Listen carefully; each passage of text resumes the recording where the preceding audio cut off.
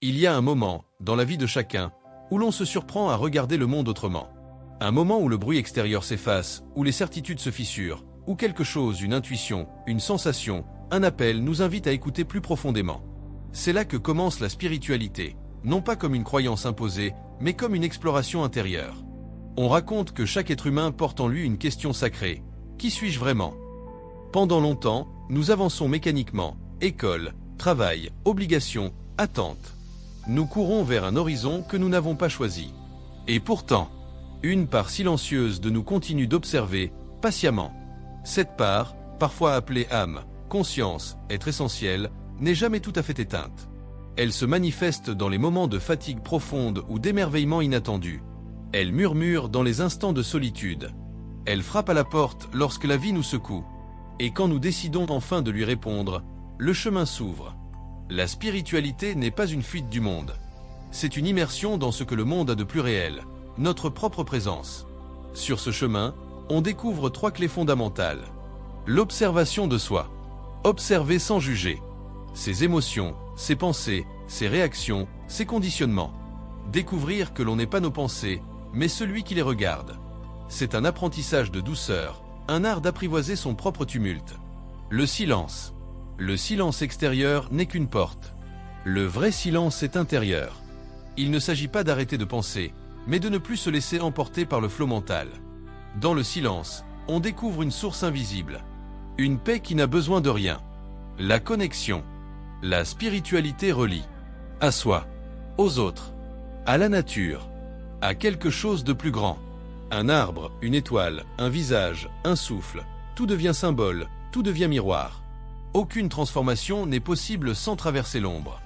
L'ombre est ce que nous fuyons. La peur, les blessures, la culpabilité, la colère, la honte.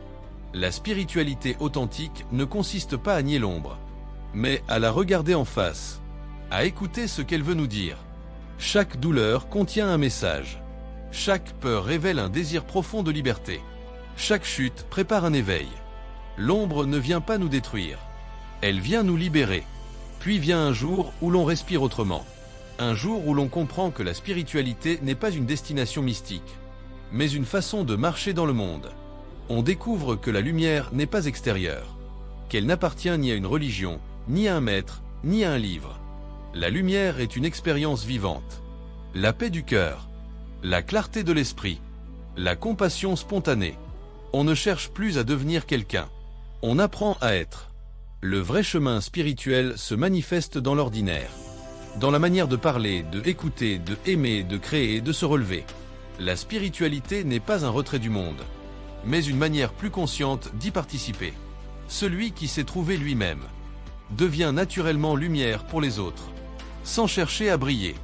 Il comprend que chaque être, même perdu, même brisé, est en chemin, que personne ne détient la vérité absolue, que grandir, c'est apprendre à accueillir.